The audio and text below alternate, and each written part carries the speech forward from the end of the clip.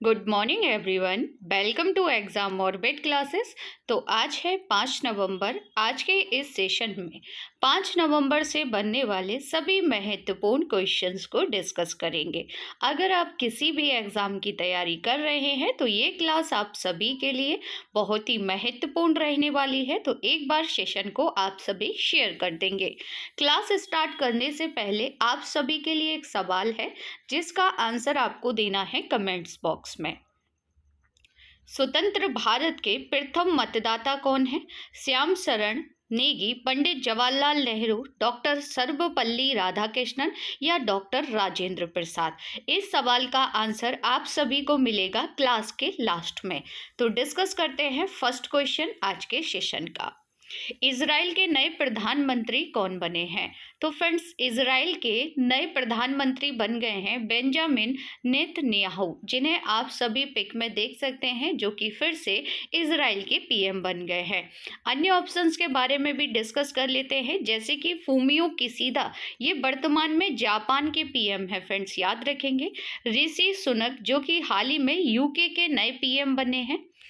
Elizabeth Warne, ये कहाँ की प्रधानमंत्री हैं वर्तमान में फ्रेंड्स? तो ये फ्रांस की पीएम है वर्तमान में। तो चारों ही ऑप्शंस बहुत महत्वपूर्ण हैं, याद रखेंगे आप सभी। अब यहाँ पर बात की गई है इजराइल की, तो आइए डिस्कस कर लेते हैं इजराइल से रिलेटेड जितने भी महत्वपूर्ण पॉइंट हैं। तो पहले डिस्कस करेंगे कि खबरों में रहा इजराइल। किस देश ने घरेलू सुरक्षा को बढ़ावा देने के लिए नेशनल गार्ड बल के निर्माण की घोषणा की है? तो फ्रेंड्स, नेशनल गार्ड जो बल है ना, इसकी घोषणा की गई है इजराइल के द्वारा। हरियाणा सरकार ने किस देश के साथ क्षमता निर्माण और एकीकृत जल संसाधन प्रबंधन में संयुक्त घोषणा पर हस्ताक्षर किए हैं? तो ये इजराइल के साथ हरियाणा सरकार के द्वारा किए गए हैं। किस देश ने arrow third anti ballistic missile का सफल परीक्षण किया है? तो ये सफल परीक्षण भी इजराइल के द्वारा किया गया है। साथ ही में याद रखेंगे कि इजराइल और लेबनान के बीच चला आ रहा काफी समय से सीमा विवाद भी सुलझ गया है। किसके सहयोग से? तो अमेरिका के सहयोग से। आगे डिस्कस करते हैं, भारत और किस देश के राजनयिक संबंधों की 30वीं वर्षगांठ को आकार देने के लिए एक स्मारक लोगो का शुभारंभ किया गया? तो फ्रेंड्स, भारत के साथ जो इजराइल के राजनयिक संबंध हैं, इनकी 30वीं वर्षगांठ हाल ही में मनाई गई थी। मैप में आप सभी इजराइल की लोकेशन देख सकते हैं, क्योंकि फ्रेंड्स इजराइल की लोकेशन बहुत ही महत्वपूर्ण है। तो सबसे पहले इस मैप में आप सभी याद रखेंगे डेड सी के बारे में, यानी कि मृत सागर के बारे में। डेड सी से किन दो देशों की सीमा लगती है? तो जॉर्डन और इजराइल की सीमा लगती है। जॉर्डन नदी कहाँ पर गिरती है? तो मृत सागर में गिरती है। ये पॉइंट भी आप सभी को याद रखना है। जस्ट इजराइल के आप लोग देख पा रहे होंगे, ये है लेबनान। लेबनान के साथ था इजराइल का सीमा विवाद, जो कि अमेरिका के सहयोग से सुलझ गया है। याद रखेंगे कि जो मेडिटेरियन सी है, यानी कि भूमध्य सागर से भी इजराइल की सीमा लगती है। यहाँ पर आपको देखने को मिलेगा इजराइल की राजधानी, जिसे हम जेरूसलम कहते हैं, और ये इसके जस्ट बगल से है इजिप्ट, यानी कि मिस्र से इजराइल की सीमा लगती है। आगे बढ़ते हैं, इजराइल के वर्तमान में प्रेसिडेंट कौन है फ्रेंड्स? तो इसाक हर्जोग हैं। इजराइल की मुद्रा को इजरायली सेकल कहते हैं। यहाँ की जो आधिकारिक भाषाएं हैं वो हिब्रू और अरबी है। फ्रेंड्स, अगर आप लोग पहली बार चैनल पर विजिट कर रहे हैं तो चैनल को सब्सक्राइब कर लीजिएगा, साथ ही बेल आइकन दबाना बिल्कुल ना भूलें, जिससे आप लोगों को क्लास का नोटिफिकेशन सबसे पहले मिल जाएगा। इस क्लास की पीडीएफ आप सभी को टेलीग्राम चैनल पर मिलेगी फ्रेंड्स, तो आप सभी टेलीग्राम चैनल भी ज्वाइन कर सकते हैं। साथ ही आपको बता दें कि हाल ही में टॉप 100 ज्योग्राफी की एक वीडियो डाली गई है चैनल पर, इसे आप सभी देख सकते हैं, जिसमें मोस्ट इम्पोर्टेंट जो ज्योग्राफी के क्वेश्चन हैं वो कवर किए गए हैं। इसके अलावा आपको याद होगा अक्टूबर 2022 जो मंथली करंट अफेयर है, इसकी क्लास भी हो चुकी है, जिसकी लिंक आप सभी को वीडियो के नीचे या क्लास के लास्ट में मिल जाएगी। तो इस क्लास को भी आप सभी देख सकते हैं, क्योंकि फ्रेंड्स इन दोनों क्लास में टॉप क्वेश्चंस को डिस्कस किया गया है, जो कि आगामी परीक्षा के लिए बहुत ही महत्वपूर्ण है। आगे बढ़ते हैं अगले सवाल की ओर। राष्ट्रीय अनुसूचित जनजाति आयोग ने 4 नवंबर 2022 को निम्न में से किसे अनुसूचित जनजातियों में शामिल करने को मंजूरी दे दी है? तो फ्रेंड्स, पहाड़ी समुदाय को अनुसूचित जनजाति में शामिल करने की मंजूरी किसके द्वारा दे दी गई है? तो राष्ट्रीय अनुसूचित जनजाति आयोग के द्वारा। फ्रेंड्स, पहाड़ी समुदाय में ये तीनों ही जनजाति आ जाती हैं, पदारी जनजाति, कोली जनजाति और गड्ढा ब्राह्मण जनजाति, यानी कि सही आंसर होगा इसका उपरोक्त सभी। फ्रेंड्स, इस प्रश्न में हम सभी राष्ट्रीय अनुसूचित जनजाति आयोग के बारे में जितने भी महत्वपूर्ण पॉइंट हैं वो एक एक करके डिस्कस करेंगे, तो आप सभी बने रहिए क्लास के लास्ट तक। चलिए डिस्कस करते हैं। सबसे पहले जान लेते हैं कि पहाड़ी समुदाय के बारे में। पहाड़ी लोग जम्मू कश्मीर और हिमाचल प्रदेश और पाकिस्तान के कब्जे वाले कश्मीर, यानी कि जिसे हम पीओके के नाम से जानते हैं, कि कुछ हिस्सों में बसने वाले कई विषम समुदाय के लिए इस्तेमाल किया जाता है ये शब्द। आप सभी को ज्ञात होगा कि हाल ही में गृह मंत्री अमित शाह जम्मू कश्मीर की यात्रा पर गए थे। जम्मू कश्मीर की यात्रा के दौरान उन्होंने ही पहाड़ी समुदाय को अनुसूचित जनजाति में शामिल करने की घोषणा की थी। जनजातियों के नाम याद रखेंगे, कोली, गड्ढा ब्राह्मण तथा पधारी जनजाति। ठीक है, आगे बढ़ते हैं। स्पेशल 4 एग्जाम में डिस्कस कर लेते हैं अनुसूचित जनजाति की सूची में 4 जनजातियां, जो कि करंट की न्यूज़ है फ्रेंड्स, है ना। तो हिमाचल प्रदेश में ट्रांसगिरी क्षेत्र में जो हट्टी जनजाति पाई जाती है, पहले ये अनुसूचित जाति में आती थी, लेकिन अब इन्हें अनुसूचित जनजाति का दर्जा देने की घोषणा की गई है। इसके अलावा याद रखेंगे तमिलनाडु की नारी कोरबम और कुरी बिरक्कन पहाड़ी जनजातियों को भी। छत्तीसगढ़ में भीजिया जनजाति। ठीक है, कैबिनेट ने गोंड समुदाय, जो कि उत्तर प्रदेश में खासकर ये पहले अनुसूचित जाति में आता था फ्रेंड्स, गोंड समुदाय कहाँ पर? उत्तर प्रदेश में। अब इसे अनुसूचित जनजाति की श्रेणी में शामिल करने के प्रस्ताव को मंजूरी दे दी गई है। किसके द्वारा? तो कैबिनेट के द्वारा दे दी गई है। तो ये चारों ही जनजाति बहुत महत्वपूर्ण है, याद रखेंगे। खासकर इनके क्षेत्रों से संबंधित क्वेश्चन आपसे पूछे जा सकते हैं। आगे बढ़ते हैं। राष्ट्रीय अनुसूचित जनजाति आयोग के बारे में डिटेल से डिस्कस करेंगे। यहाँ से क्वेश्चन किस प्रकार बन सकता है फ्रेंड्स, है ना। अनुच्छेद 338 में संशोधन करके 89वें संशोधन अधिनियम के माध्यम से भारतीय संविधान में एक नया अनुच्छेद 338A शामिल करके इसकी स्थापना की गई थी। यानी कि राष्ट्रीय अनुसूचित जनजाति आयोग का संबंध संविधान के किस अनुच्छेद से है? तो आंसर हो जाएगा 338A। कौन सा संविधान संशोधन किया गया था? तो 89वां संविधान संशोधन किया गया था। ये पॉइंट भी आप सभी को याद रखना है। फ्रेंड, जो राष्ट्रीय अनुसूचित जनजाति आयोग है, ये एक संवैधानिक निकाय है। इसमें एक अध्यक्ष, एक उपाध्यक्ष और 3 पूर्णकालिक सदस्य शामिल होते हैं, जिसमें से एक महिला सदस्य होते हैं ना। इसका कार्यकाल जो होता है वो 3 साल का होता है। अध्यक्ष की नियुक्ति कौन करता है? तो अध्यक्ष की नियुक्ति की जाती है प्रेसिडेंट के द्वारा। ये क्वेश्चन बहुत बार एग्जाम में पूछा गया है, इसलिए याद रखेंगे आप सभी। आगे डिस्कस करते हैं कि यह अनुसूचित जनजातियों के लिए प्रदान किए गए सुरक्षा उपायों से संबंधित मामलों की जांच और निगरानी करता है। वर्तमान में इसके अध्यक्ष कौन है? तो हर्ष चौहान है। जबकि केंद्रीय जनजाति मामलों के मंत्री कौन है वर्तमान में? पूछा जा सकता है, अर्जुन मुंडा है। तो इतनी जानकारी आपको एसटी आयोग के बारे में याद रखनी है। अगला सवाल है कि भारत का सबसे बड़ा विंड टरबाइन कहाँ लगाया गया है? तो फ्रेंड्स, भारत का अब तक का सबसे बड़ा जो विंड टरबाइन है ना, ये गुजरात राज्य में लगाया गया है। कहाँ पर? गुजरात में। और किसने इसे लगाया है? तो अडानी समूह के द्वारा इस टरबाइन को स्थापित किया गया है, जैसा कि आप सभी इसे पिक में देख सकते हैं। डिस्कस कर लेते हैं इसी के बारे में। तो अडानी न्यू इंडस्ट्री लिमिटेड ने गुजरात के मुंद्रा में, कहाँ पर? याद रखेंगे, मुंद्रा कहाँ पर आता है? तो गुजरात में आता है। गुजरात के मुंद्रा में दुनिया के सबसे ऊंची, जो कि स्टैच्यू ऑफ यूनिटी है ना, इससे भी ऊंचा पवन टरबाइन स्थापित किया गया है। स्टैच्यू ऑफ यूनिटी की हाइट कितनी है? 182 मीटर है, याद रखेंगे यहाँ पर आप सभी। और कहाँ पर है? तो गुजरात राज्य में है। यह टरबाइन अडानी इंटरप्राइज लिमिटेड की स्वामित्व वाली अनुषंगी मुद्रा विंडटेक लिमिटेड द्वारा स्थापित किया गया है। फ्रेंड्स, यह 200 मीटर लंबे टरबाइन की बिजली उत्पादन जो क्षमता है वो 5.2 मेगावाट है और यह लगभग 4000 घर को बिजली मुहैया करा सकता है। आपको याद रखना है कि कहाँ पर इसे लगाया गया है, तो गुजरात में लगाया गया है। गुजरात में भी कहाँ पर, तो मुंद्रा में लगाया गया है। याद रखेंगे आप सभी। आगे डिस्कस कर लेते हैं कुछ एक्स्ट्रा फैक्ट। दुनिया का सबसे बड़ा पवन सौर ऊर्जा संयंत्र किसने चालू किया है, तो इसे भी अदानी ग्रीन के द्वारा शुरू किया गया है। कहाँ पर, राजस्थान जैसलमेर में। भारत के पहले मासिक स्वास्थ्य क्लिनिक का उद्घाटन किस शहर में हुआ है, बेंगलोर कर्नाटक में। प्रधानमंत्री नरेंद्र मोदी जी भारत के पहले अंतर्राष्ट्रीय बुलियन एक्सचेंज का शुभारंभ कहाँ पर किया इन्होंने, तो याद रखेंगे गुजरात राज्य में ही किया गया था, जो कि किससे रिलेटेड है, तो ये गोल्ड से रिलेटेड है।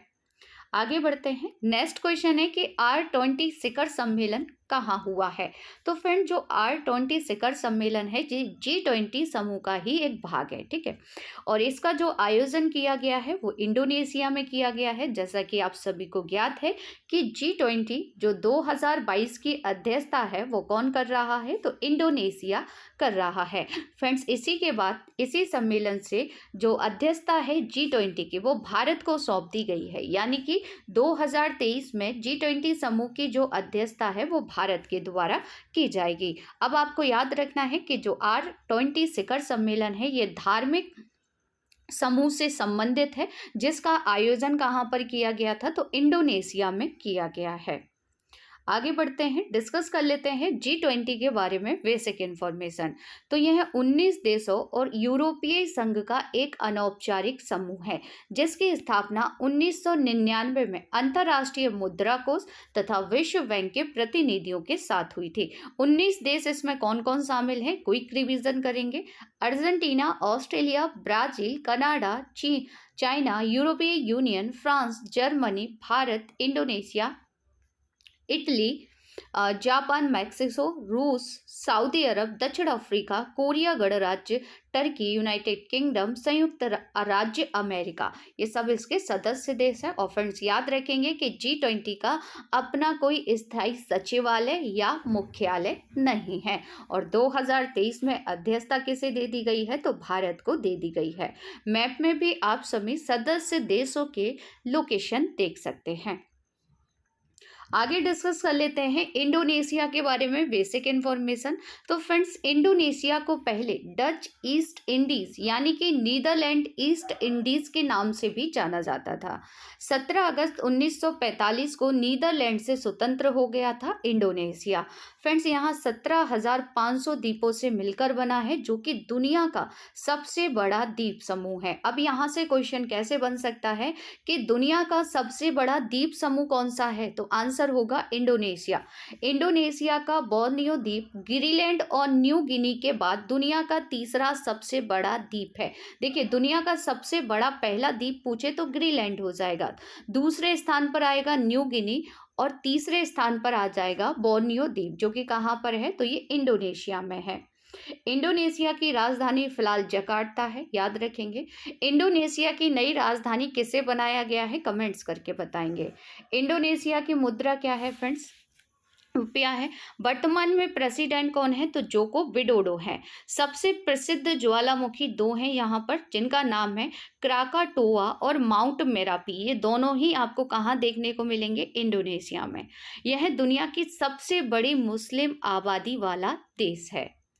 आगे बढ़ते हैं अगले सवाल की ओर। बाजी राउत राष्ट्रीय फुटबॉल टूर्नामेंट का आयोजन कहाँ हो रहा है, तो फ्रेंड्स बाजी राउत राष्ट्रीय फुटबॉल जो टूर्नामेंट है ये इसका आयोजन किया जा रहा है उड़ीसा में। बाजी राउत राष्ट्रीय फुटबॉल टूर्नामेंट का उद्घाटन किसने किया है, तो शिक्षा मंत्री धर्मेंद्र प्रधान जी के द्वारा किया गया है। आयोजन कब से कब तक होगा, तो 3 नवंबर से 8 नवंबर तक उड़ीसा के ढेंकनाल, अंगुल और तालचेर में आयोजित किया जाएगा यह प्रतियोगिता, ठीक है। आगे डिस्कस कर लेते हैं कुछ एक्स्ट्रा फैक्ट, जैसे कि भारत में फुटबॉल को बढ़ावा देने के लिए फीफा और अखिल भारतीय फुटबॉल महासंघ के साथ सरकार ने किस पहल की शुरुआत की है। तो फ्रेंड्स, फुटबॉल फॉर स्कूल पहल की शुरुआत की गई है। सैफ महिला फुटबॉल चैंपियनशिप को किसने जीत लिया है। तो यह खिताब बांग्लादेश ने जीत लिया है। किसने अपना पहला डूरेंट कप फुटबॉल टूर्नामेंट का खिताब जीता है। बेंगलोर कर्नाटक ने। सुब्रतो कप का संबंध किस खेल से है। फ्रेंड्स, याद रखेंगे फुटबॉल से संबंधित है। अब आप लोग कमेंट्स करके बताइए कि अखिल भारतीय फुटबॉल संघ की स्थापना कब की गई थी। अखिल भारतीय फुटबॉल संघ के वर्तमान में अध्यक्ष कौन है। आंसर करेंगे कमेंट्स बॉक्स में। नेक्स्ट क्वेश्चन है कि एशियाई महाद्वीप शतरंज चैंपियनशिप का आयोजन कहाँ पर किया गया। तो एशियाई महाद्वीपीय शतरंज चैंपियनशिप ये हुई है नई दिल्ली में। कहाँ पर आयोजित की गई है फ्रेंड्स।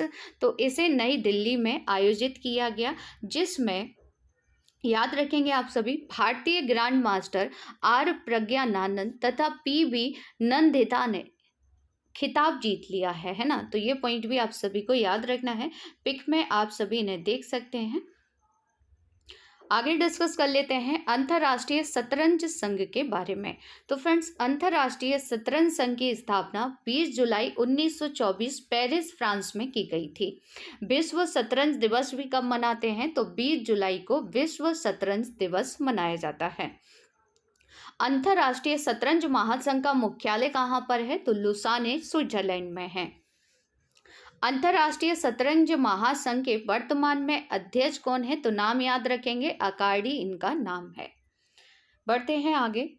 अगला सवाल है कि प्राकृतिक खेती पर राष्ट्रीय मिशन की पहली संचालन समिति की बैठक की अध्यक्षता किसने की है। तो फ्रेंड्स, प्राकृतिक खेती पर राष्ट्रीय मिशन की पहली जो संचालन समिति हुई है, इसकी अध्यक्षता की गई है कृषि मंत्री नरेंद्र सिंह तोमर जी के द्वारा।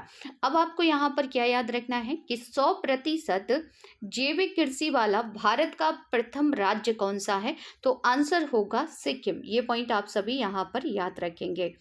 फ्रेंड्स, जो नरेंद्र सिंह तोमर हैं, जो कि कृषि मंत्री हैं, इन्होंने इस बैठक में एक पोर्टल का भी शुभारंभ किया है। इस पोर्टल का नाम है NMNF पोर्टल। फ्रेंड्स, ये जो पोर्टल है ये कृषि मंत्रालय द्वारा विकसित किया गया है और ये पोर्टल प्राकृतिक खेती को देश में बढ़ावा देगा। नेक्स्ट क्वेश्चन है कि 4 नवंबर 2022 को नई दिल्ली में गंगा उत्सव 2022 का उद्घाटन किसने किया है। तो जो गंगा उत्सव 2022 नई दिल्ली में आयोजित किया गया, इसका उद्घाटन किया गया था किशन रेड्डी के द्वारा। किसके द्वारा। तो याद रखेंगे किशन रेड्डी के द्वारा इसका उद्घाटन किया गया था। अब आप लोग कमेंट्स करके बताइए कि गंगा नदी का उद्गम कहाँ से होता है। आंसर करेंगे कमेंट्स में। नेक्स्ट क्वेश्चन है कि विश्व पहेली चैंपियनशिप WPC में 11 साल की कोशिश के बाद भारत के लिए पहला रजत पदक किसने जीत लिया है। तो फ्रेंड्स, बहुत ही महत्वपूर्ण क्वेश्चन है। तो पहली बार ये पदक जीता गया है प्रसन्ना शेषाद्री के द्वारा। किसमें। विश्व पहेली चैंपियनशिप में रजत पदक भारत ने जीता है, जबकि गोल्ड मेडल इसमें किसने जीता है। तो जापान के द्वारा जीता गया है। ये पॉइंट भी आप सभी को याद रखना है। फ्रेंड्स, इस प्रतियोगिता को वर्ल्ड पजल फेडरेशन द्वारा संचालित एक वार्षिक अंतर्राष्ट्रीय पहेली प्रतियोगिता कहा जाता है। और जापान के लिए जो गोल्ड मेडल जीता है वो केन एंडो के द्वारा जीता गया है। आगे डिस्कस कर लेते हैं कुछ प्रमुख खिताब जो कि सुर्खियों में रहे थे। भारतीय महिला क्रिकेट टीम ने कॉमनवेल्थ गेम्स 2022 के फाइनल में कौन सा पदक जीता। तो रजत पदक भारत ने फाइनल में जीता था। फाइनल में भारत को किसने हरा दिया था। तो ऑस्ट्रेलिया ने हरा दिया था। यानी कि गोल्ड किसने जीता था। तो गोल्ड ऑस्ट्रेलिया ने जीता, जबकि सिल्वर जीत लिया था भारत ने। नेक्स्ट पॉइंट है कि फ्रेंच ओपन 2022 बैडमिंटन पुरुष युगल खिताब किसने जीत लिया है। तो फ्रेंड्स, ये खिताब जीता है चिराग शेट्टी तथा सात्विक साईराज रंकी रेड्डी के द्वारा, जिन्हें आप सभी पिक में देख सकते हैं। स्पेन ने फाइनल में किसे हराकर फीफा अंडर 17 महिला विश्व कप का खिताब दूसरी बार जीत लिया है? तो कोलंबिया को हराकर स्पेन ने यह खिताब जीता है। अंडर 17 जो महिला विश्व कप है फीफा, इसकी मेजबानी किसके द्वारा की गई थी? तो फ्रेंड्स याद रखेंगे, भारत ने की थी। 2023 में मेजबानी किसे सौंपी गई है? तो न्यूजीलैंड और ऑस्ट्रेलिया को सौंपी गई है। न्यूजीलैंड और ऑस्ट्रेलिया में जो अंडर 17 फीफा महिला विश्व कप होने वाला है, इसका शुभंकर भी जारी कर दिया गया है। अब आपको कमेंट्स करके बताना है कि उस शुभंकर का नाम क्या है। अगला सवाल है कि अंतर्राष्ट्रीय वेड़ा समीक्षा में भाग लेने के लिए भारतीय नौसेना किस देश में पहुंची है? तो फ्रेंड्स, अंतर्राष्ट्रीय वेड़ा समीक्षा जो होने वाला है ना, ये हो रहा है जापान में। कहाँ पर हो रहा है? जापान में, जिसमें भारतीय नौसेना भी भाग लेने के लिए पहुंच चुकी है। साथ ही में याद रखेंगे कि मालाबार जो युद्ध अभ्यास है इस बार वो जापान में होगा, जिसमें कौन कौन भाग लेने वाला है? तो जापान, ऑस्ट्रेलिया, भारत और अमेरिका के द्वारा इसमें भाग लिया जाएगा। आप सभी को ज्ञात होगा कि जो मालाबार युद्ध अभ्यास है इसमें 4 देश भाग लेते हैं। मैप में आप सभी जापान की लोकेशन देख सकते हैं फ्रेंड्स, ये है जापान। जापान की राजधानी टोक्यो है। टोक्यो किस द्वीप पर है? तो याद रखेंगे, ये होन्शु द्वीप पर है। ठीक है। जापान की मुद्रा को एन कहते हैं। जापान की संसद को डाइट कहा जाता है। जिमैक्स जो अभ्यास है वो भारत और जापान के बीच होती है। क्लास की शुरुआत में जो क्वेश्चन आपसे पूछा गया था, इसका सही आंसर है ऑप्शन ए, श्याम शरण नेगी, जो कि स्वतंत्र भारत के प्रथम मतदाता हैं। और इनका संबंध कहाँ से है? तो ये हिमाचल प्रदेश से संबंधित हैं। कल की क्लास का क्विक रिवीजन करेंगे। भारतीय निर्वाचन आयोग ने किस राज्य के 15वें विधानसभा चुनाव 2022 के लिए 2 चरणों के चुनावों की घोषणा कर दी है? तो गुजरात। भारत का पहला पानी पर तैरता वित्तीय साक्षरता शिविर कहाँ पर आयोजित किया गया? श्रीनगर, जम्मू कश्मीर में। भारत ने किस देश के साथ आर्थिक सहयोग और व्यापार समझौते पर हस्ताक्षर किए हैं? तो फ्रेंड्स, भारत के द्वारा ये हस्ताक्षर किए गए हैं ऑस्ट्रेलिया के साथ। राष्ट्रीय आदिवासी नृत्य महोत्सव 2022 का आयोजन कहाँ पर किया गया? तो फ्रेंड्स, 2022 जो आयोजित हुआ है ये छत्तीसगढ़ में हुआ है। छत्तीसगढ़ में भी कहाँ पर? तो रायपुर में इसका आयोजन किया गया। 25 से 28 नवंबर 2022 तक भारत का कौन सा राज्य ट्रैक एशिया कप 2022 की मेजबानी करने वाला है? तो फ्रेंड्स, ये मेजबानी की जाएगी केरल के द्वारा। हाल ही में उपराष्ट्रपति जगदीप धनखड़ द्वारा किसे देश का पहला डॉक्टर राजेंद्र प्रसाद अवार्ड दिया गया है? प्रोफेसर रमेश अरोड़ा को। नेक्स्ट क्वेश्चन था कि किस राज्य ने बच्चों के अनुकूल पुलिस थानों की घोषणा की है? तो उड़ीसा राज्य के द्वारा ये घोषणा की गई है। रक्षा अभ्यास ऑपरेशन विजिलेंट स्टॉर्म दक्षिण कोरिया और किस अन्य देश के बीच आयोजित किया गया? अमेरिका के साथ। आयोजन कहाँ पर हुआ? तो दक्षिण कोरिया में इसका आयोजन किया गया था। पद्म भूषण प्राप्तकर्ता ईला भट्ट, जिनका 2 नवंबर 2022 को निधन हो गया, उन्होंने किसकी स्थापना की थी? तो फ्रेंड्स, इन्होंने सेल्फ एम्प्लॉयड विमेंस एसोसिएशन की स्थापना की थी। निम्नलिखित में से किस कंपनी ने भारत का पहला रिस्पॉन्सिबल स्टील सर्टिफिकेशन प्राप्त किया है? टाटा स्टील ने। Next and last question. तो फ्रेंड्स, अगर आप लोगों को इन क्वेश्चन के बारे में डिटेल से पढ़ना है तो कल की क्लास जरूर देख लीजिएगा। बढ़ते हैं आगे। Top 10 static GK question discuss कर लेते हैं। छोटा नागपुर पठार से कौन सी नदी निकलती है? दामोदर नदी। तुलबुल परियोजना किस नदी पर स्थित है? झेलम नदी पर। पोलो खेलते समय किस भारतीय बादशाह की मृत्यु हुई थी? कुतुबुद्दीन ऐबक की। सीमांत गांधी के नाम से किसे जाना जाता है? खान अब्दुल गफ्फार खान को। राजा रवि वर्मा किस क्षेत्र के प्रसिद्ध व्यक्ति थे? तो ये चित्रकारी से संबंधित थे। साइमन कमीशन को और किस नाम से जाना जाता है? व्हाइट मैन कमीशन के नाम से। किस अनुसूची में दल बदल से संबंधित कानून का उल्लेख किया गया है? 10वीं अनुसूची में। पाकिस्तान के किस शहर को मुगलों का बगीचा या बगीचों का शहर कहा जाता है? लाहौर को। तंबाकू का पौधा किन के द्वारा भारत लाया गया था? पुर्तगालियों के द्वारा। तिल चट्टा में उत्सर्जी अंग है? मेल पिगी नालिका। आगे बढ़ते हैं। कल की क्लास में आपसे जो क्वेश्चन पूछे गए थे उनके आंसर देख लेते हैं।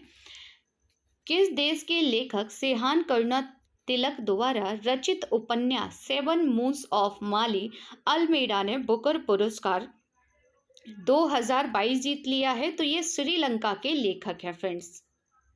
नेक्स्ट क्वेश्चन था कि वर्ल्ड ग्रीन सिटी पुरस्कार 2022 किस भारतीय शहर को प्राप्त हुआ है? तो वर्ल्ड ग्रीन सिटी पुरस्कार 2022 जीता है हैदराबाद ने। प्रधानमंत्री मुद्रा योजना का उद्देश्य क्या है? तो उसका सही आंसर था ऑप्शन ए, छोटे उद्यमियों को औपचारिक वित्तीय प्रणाली में लाना, ये इसका मुख्य उद्देश्य है। नेक्स्ट एंड लास्ट क्वेश्चन था कि निम्नलिखित में से किसका सही मेल नहीं है? तो फ्रेंड्स, महाकाल मंदिर उज्जैन में है, सूर्य मंदिर कोणार्क उड़ीसा में है, दक्षिणेश्वर मंदिर ये आपका कोलकाता पश्चिम बंगाल में है, जबकि विट्ठल स्वामी मंदिर ये तंजौर में नहीं है बल्कि ये हम्पी में है। यानी कि सही आंसर था ऑप्शन बी। अब आप लोगों के लिए कुछ क्वेश्चन हैं जिनके आंसर आप सभी को करने हैं कमेंट्स बॉक्स में। कौन सा राज्य पहली बार दिसंबर 2022 में रणजी ट्रॉफी मैचों की मेजबानी करेगा? अगला सवाल है कि महामारी की रोकथाम के लिए किस संस्थान द्वारा वित्तीय मध्यस्थ कोष को औपचारिक रूप से लॉन्च किया गया है? भारत में मतदान करने और निर्वाचित होने का अधिकार कौन सा है? इनमें से बताएंगे आप सभी कमेंट्स करके। नेक्स्ट एंड लास्ट सवाल है कि Indira Gandhi centre for atomic research किस राज्य में स्थित है? तो फ्रेंड्स, इन सभी के आंसर आपको देने हैं कमेंट्स बॉक्स में। आज की ये क्लास आप सभी को कैसी लगी कमेंट्स बॉक्स में ज़रूर बताइएगा। अगर क्लास अच्छी लगी हो तो क्लास को ज़्यादा से ज़्यादा शेयर कीजिएगा, लाइक कीजिएगा और चैनल को सब्सक्राइब ज़रूर कर लीजिएगा। मिलते हैं नेक्स्ट सेशन में, तब तक के लिए थैंक यू सो मच।